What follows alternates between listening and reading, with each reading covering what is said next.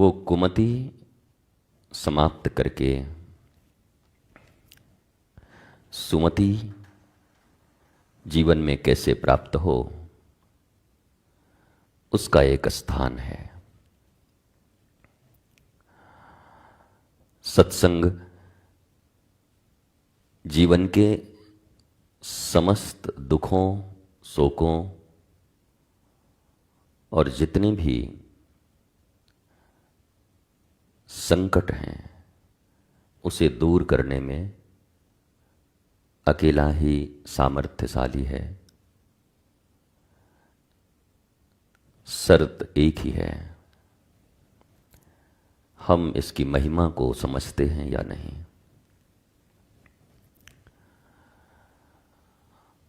गोस्वामी तुलसीदास जी ने रामचरितमानस में एक बड़ी प्यारी बात कही, जाकी रही भावना जैसी, प्रभु मूरत तिन दीखी तैसी।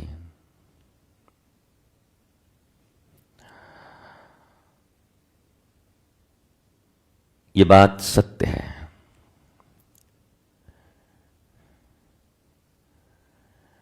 मनुष्य की भावना के अनुरूप ही प्रभु की मूर्ति का दर्शन उन्हें होता है। पर अगर कोई सोने को पीतल समझ ले तो उससे सोने के ऊपर कोई प्रभाव नहीं पड़ता। उसका गुण गोल्ड का था, गोल्ड का ही है और गोल्ड का ही रहेगा। वस्तु शक्ति ज्ञान की अपेक्षा नहीं करती। तुम्हारे पास ज्ञान हो या न हो, उससे वस्तु के शक्ति पर कोई प्रभाव नहीं पड़ता। तुम्हें अनजाने में कोई जहर खाने को दे तब भी मरोगे, और जानबूझकर खाओगे तब भी मरोगे। ऐसा नहीं कि जहर ये कहेगा कि ये बेचारा जानता नहीं था, मुझे खा लिया, इसे क्षमा कर दो। मरोगे तो तुम तब भी, क्योंकि उसकी शक्ति काम करेगी। सत्संग में प्रारंभ में बिना महिमा जाने ही लोग बैठते हैं, फिर भी इसके लाभ तुम्हें मिलेंगे। पर जिस लाभ के लिए तुम आते हो वो न मिलेगा। उसके लिए तुम्हें इसकी महिमा को समझना होगा। श्रीमद् भागवत पुराण एक बड़ी प्यारी बात कहती है। जैसे श्री कृष्ण ने अर्जुन से गीता कही या गीत गाई, वैसे ही इस जगत से अपने श्री कृष्ण के उस मूर्त स्वरूप को अपने धाम ले जाने के पूर्व उन्होंने उद्धव को भी एक गीता सुनाई। उसे उद्धव गीता कहते हैं। और उसमें भगवान ने कहा, इस सृष्टि में मुझे पाने के जितने भी उपाय हैं उनमें सर्वश्रेष्ठ केवल सत्संग है। ये श्री कृष्ण की वाणी है उद्धव के साथ। जो लोग श्री कृष्ण को प्रेम करते हैं वो माखन और मिश्री तक ही सीमित रहते हैं। मयूर के पंख, थोड़े से लाड़, पर वो श्री कृष्ण की बात नहीं मानते। इस संसार में तुम्हें कैसा संतान या कैसे पेरेंट्स तुम्हें प्रिय हैं, कैसा मित्र और कैसे रिश्तेदार तुम्हें प्रिय हैं, जो तुमसे सिर्फ मीठी मीठी बातें करें या तुम्हारे लिए तुम्हारे इच्छा के अनुरूप काम करने को राजी हो। दुनिया के हर माता पिता शायद ऐसे ही संतान को चाहते होंगे कि वो उनकी आज्ञा में चले। हर संतान ऐसे ही माता और पिता को चाहते होंगे जो उनके सोच और उनके विचारों का सम्मान उनके माता पिता करें। और जितने भी रिलेशनशिप हैं, रिलेशनशिप का अर्थ ये नहीं कि केवल लड़के और लड़की, वो शिप जिसमें सच्चा संबंध बैठा हो या तो डूबेगा या तुम्हें पार लगाएगा, वही है रिलेशनशिप। वर्तमान दुनिया में हमने शब्दों को बहुत छोटा कर दिया है, शब्दों के अर्थ को हम समझते नहीं। 70 साल की जिए जाने वाली इस आयु में हमारी प्रायोरिटीज बहुत सीमित हो गई हैं।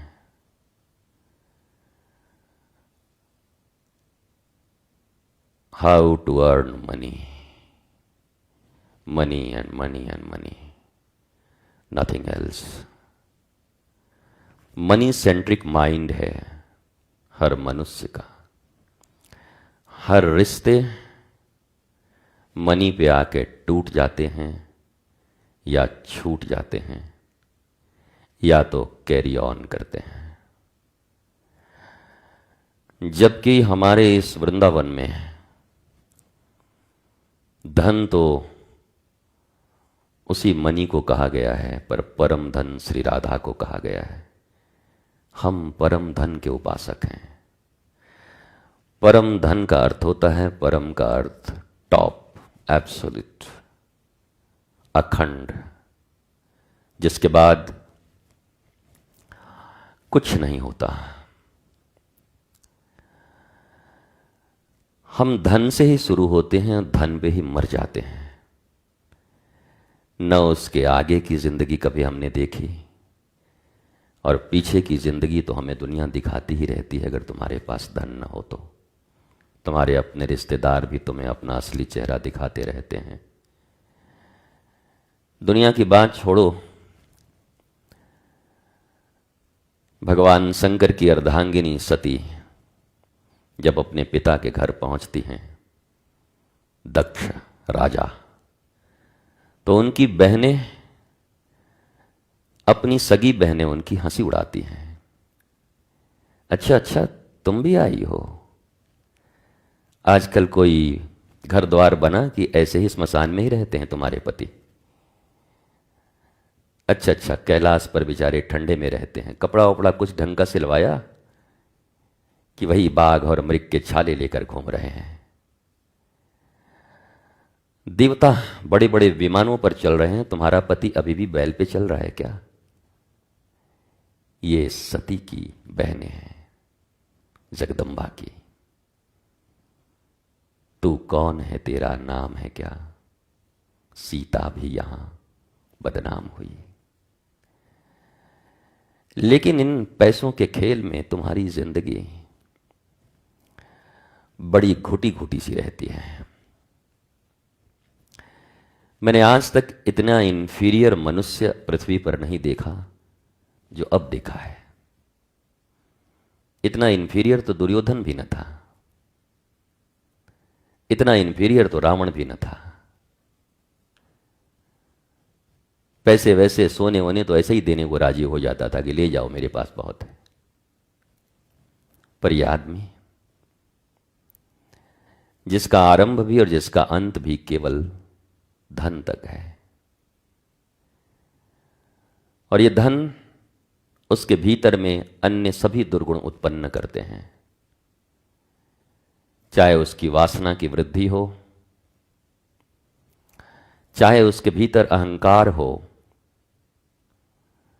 मनुष्य के भीतर 6 वृत्तियां पाई जाती हैं जो उसके मौत, उसके दुख, उसके भिखारी पने का कारण है। काम, क्रोध, मद, मोह, लोभ, मात्सर्य। मात्सर्य का अर्थ होता है जलस, ईर्ष्या। काम का अर्थ तुम जानते ही हो, डिजायर, अनलिमिटेड डिजायर्स। इच्छाओं की सीमा नहीं है तुम्हारे पास। सारी दुनिया को मारकर इस दुनिया की सारी संपत्ति भी तुमको दे दी जाए तो तुम कहोगे चांद वाला तो बच गया, मंगल भी मेरा होता तो बड़ा अच्छा होता। इतने डिजायर्स हैं एक आदमी के पास। यद्यपि तुम मेरी बातों से सहमत नहीं होगे, क्योंकि अभी तुम्हारी चाहत बड़ी छोटी होगी, या तो करोड़पति बनना चाहते होगे या अरबपति, पर जैसे ही बनोगे उसके बाद बैंक से कर्ज ले लेके देश छोड़कर भाग जाओगे दूसरे देश में, तुम्हारी भूख न मिटेगी। इस दुनिया में गरीब एक होते हैं, दरिद्र एक होते हैं। गरीबी कभी बेकार न रही, गरीबी तो सुदामा के पास भी रही। श्री कृष्ण के सच्चे मित्र, सच्चे गुरु भाई। गरीबी तो दिन तुलसीदास की राम कथा तुम आज चैनलों पर सुन रहे हो, लिखने वाले, उनसे गरीब कोई था ही नहीं। एक मुट्ठी अनाज भी नहीं मिलती थी, मैया मर गई, पिता समाप्त। गांव गांव घूमने पर एक मुट्ठी अन्न नहीं मिलता था तुलसीदास को खाने को। इतने अभाव थे उनके जीवन में, लेकिन तुलसीदास किसी अभाव को स्वीकार नहीं करते थे, क्योंकि उनके जीवन में अपने प्यारे रघुनाथ के प्रति भाव था। भाव और अभाव दो शब्द हैं। जहां भाव है वहां अभाव नहीं, और जहां अभाव है वहां लाख मंदिर जाओ, लाख छोटे से गोपाल को डोलची में लेके घूमते रहो, पर तुम्हारे जीवन में भाव उत्पन्न नहीं हो सकते। अभाव, अ का हटना ही भाव है। जिस व्यक्ति के जीवन में कमी है, धन की, ऐश्वर्य की, प्रतिष्ठा की, जो हमेशा कुछ न कुछ डिजायर्स के कारण दुखी रहता है, काश मैं ऐसा होता, काश मुझे ये मिलता, काश मुझे ये प्राप्त होता, काश की, ये काश जिसके हृदय में है वो और कुछ हो सकता है, पर भाव वाला नहीं हो सकता। याद रखना, वृंदावन में बैठे हो, यहां की सबसे प्यारी बात है भावग्राही जनार्दन। जनार्दन श्री कृष्ण केवल उन्हीं को ग्रहण करते हैं जो भाव संपन्न होते हैं। हमारे हृदयों में अभाव हैं, कुछ न पाने का घाव है, भाव तो दूर दूर तक नहीं है, और फिर भी हम कृष्ण को कोसते हैं, फिर भी गुरु को कोसते हैं, फिर भी संतों को, तीर्थों को, अपने इष्ट को कोसते हैं कि प्रभु तुमने मेरे लिए क्या किया। हम ऐसे लोग हैं जिन्होंने अपने लॉक के कोड खो दिए, फोन का पासवर्ड खो दिया और चिल्ला रहे हैं क्या फायदा हुआ इतना महंगा फोन लेने से जब मैं खोल ही नहीं सकता। तुम याद रखो अपने कोड को, कोड क्यों लगाया था? सुरक्षा के लिए लगाई थी, भूल गए।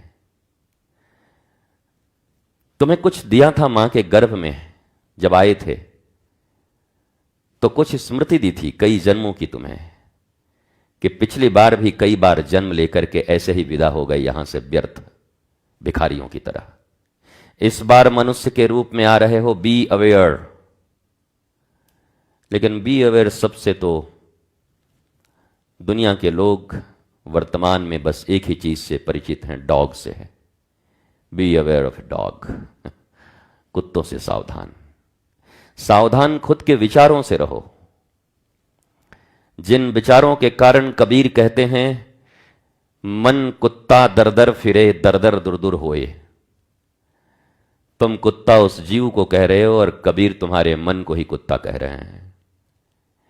कभी ये मन का जो कुत्ता है ये दर दर फिर रहा है। इसने सुख नहीं दिया वो देगा, उसने नहीं दिया वो देगा, उसने नहीं दिया वो देगा, उसने नहीं दिया वो देगा, यहां नहीं मिला वहां मिलेगा, कहीं नहीं मिलेगा। जहां है वहां तुमने ढूंढा ही नहीं है। तुम एक समग्र ईश्वर के अंश इस पृथ्वी पर आए हो। खोजा सकल जहां में पर पाया तेरा पता नहीं। पूरी दुनिया में खोजा पर कहीं नहीं पाया। और जब खुद के भीतर खोजा तो बोला मैं भी खो गया, अब केवल तू ही तू रह गया। मनुष्य की इतनी लंबी यात्राएं, वृंदावन आए हो, कुछ तो दूर आए होगे, गाड़ी से आए होगे, ट्रेन से आए होगे, फ्लाइट से आए होगे। क्या कभी अपने भीतर भी चलते हो? 3.5 हाथ की तुम्हारी बॉडी है, इसी के भीतर सारे मैकेनिज्म हैं। दुनिया का सारा साइंस इसी के भीतर छुपा हुआ है। क्या कभी उसके भीतर भी ढूंढने का प्रयत्न किए हो? इस संसार में जितने भी लोग प्रज्ञावान हुए, आनंदित हुए, आह्लादित हुए, उन लोगों ने इस पृथ्वी पर अपने कदम मापने से पहले अपने भीतर को मापा है, स्वयं को जाना है। आध्यात्म का पहला सीढ़ी है कृष्ण को और राम को नहीं जानना। तुम क्या जानोगे? रावण न जान पाया, इतना विद्वान तुम जानोगे? रावण धन से परिपूर्ण था, धन की चाहत उसे नहीं थी, वो तो जान नहीं पाया। तुम तो अभी धन के पीछे ही बेकरार होकर दौड़ रहे हो। तुम कहां से परम धन को पाओगे? जिसके पास धन की कोई चाहत नहीं थी वो तो श्री राम को जान न पाया। तुम्हारी खोज तो अभी भी धन की है, तुम कहां से श्री राम को जान पाओगे? कभी सोचा इस विषय में कि दुनिया के सारे खोज जब मिटते हैं तब राम और कृष्ण की खोज प्रारंभ होती है। पहले अपने जीवन के जितने भी डिजायर्स हैं वो अगर स्थिर हो जाएं, ठीक है यार, सब है, ऑल इज वेल, उसके बाद राम की खोज शुरू होती है। जिन्हें धन की, जिन्हें प्रतिष्ठा की, जिन्हें इन सांसारिक वस्तुओं की चाह से ही अभी मुक्ति नहीं मिली है, वो राम की खोज कर रहे हैं, वो श्री कृष्ण को अपना रहे हैं। इससे बड़ा मजाक इस पृथ्वी पर नहीं हो सकता। भगवान के लिए मीरा एक बड़ी प्यारी शब्द कहती है, मेरे तो गिरधर गोपाल। और फिर मैं कहता हूं कि दूसरा शब्द कहती है, दूसरों न कोई। गिरधर गोपाल होता ही तब है जब ये वर्ड भगवान के कानों तक पहुंचता है कि दूसरा मेरा कोई नहीं है इस जहां में, सिर्फ तुम हो। क्या कभी तुमने ये कहा? तुम तो मंदिरों में भी भिखारियों की तरह जाते हो अपने लिस्ट को लेकर, इतनी लंबी लिस्ट। श्री कृष्ण भी बंसी रख करके पीछे घूम जाते हैं। राधा रानी कहती हैं, इतना दूर से आपका भक्त आया है, दर्शन तो दो। ठाकुर जी कहते हैं, आप बहुत भोली हैं, मैं बड़ा टेढ़ा हूं, मुझे पता है किस लिए आया है। 1000 रुपए के माले और प्रसाद लेकर 100 करोड़ की ठेकेदारी मांगने आया है। अब मैं श्री कृष्ण हूं, मेरा गणित इतना कमजोर तो नहीं, मैथमेटिक्स बहुत तेज हूं मैं। यह आदमी धंधेबाज है और ईमानदार भी नहीं है। बताओ तो भला, इतना कम हिस्सा लेकर आया है।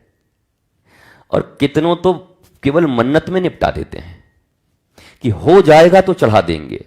भगवान बोले, ये तो सरकारी ऑफिस में भी नहीं करते लोग। पहले माल टिकाओ, तब बाद में चप्पल तोड़ो तो काम हो गया, तो बड़ी अच्छी बात है। ये हमारे पास आके कह रहा है कर दो तब हम देंगे, और फिर वो लक्ष्मीपति को कहते हैं कि मैं तुम्हें इतना दूंगा। ये कोई लज्जा भी नहीं आती? लक्ष्मी जिनके चरण दबाती है दिन रात, तुम उनको ऑफर करने जाते हो धन, उनको ऑफर करते हो वस्तुएं। उस समय तुम्हारे भाव कहां जाते हैं? पता है आज हमने सवा मनी चढ़ाया, ऐसा बोल रहा है जैसा लग रहा है भगवान भूखे बैठे थे, आज पहली बार खाए होंगे इसके सवा मनी। हालांकि चढ़ा के अपने खानदान को बांट दिया होगा पूरा का पूरा सवा मनी, कृष्ण को एक न दिया होगा। दूर वाली मौसी, वो वाली बुआ, वो वाली ननद, सबको भेजा होगा। सवा मनी चढ़ा था दीदी, भेज रही हूं। और कहते हैं भगवान को सवा मनी चढ़ाया, वो भिखारी ठाकुर को सवा मनी दिया। नाराज तो बहुत हो रहे होगे तुम, पर कर भी क्या लोगे मेरा, क्योंकि मैं हूं ही ऐसा। तुम्हारे डिजायर्स को पंख देने के लिए नहीं बैठा ये आदमी। जो डिजायर्स तुम्हें भिखारी बनाकर छोड़े हैं, तुम्हारे भिखारी पने के पंख को काटने के लिए बैठा है ये धर्म, ये आध्यात्म। जिन्हें तुम संत कहते हो, जिन्हें तुम स्पिरिचुअल मास्टर कहते हो, द रियल स्पिरिचुअल मास्टर, आध्यात्मिक गुरु। ये कोई ऑटोमोबाइल गुरु नहीं है जो किसी चैनल पर आ रहा है। ये कोई शेयर गुरु नहीं है, वो तो गुरु ही गुरु है, जाके देखो टीवी पर। शेयर गुरु, लव गुरु भी है बॉलीवुड में, लव गुरु भी बता रहा है। लव गुरु कैसे अपने प्रेम को प्राप्त करोगे, खुद ही मरा जा रहा है कि तुमसे 51 रुपया लेकर के कैसे अपनी जिंदगी बदले, और वो तुम्हें बता रहा है कि तुम लव कैसे प्राप्त करोगे। और बात भी सही है, जोड़ी तो परमात्मा ही बनाता है, भिखारियों को भिखारी ही मिलते हैं, सम्राट को सम्राट मिलता है।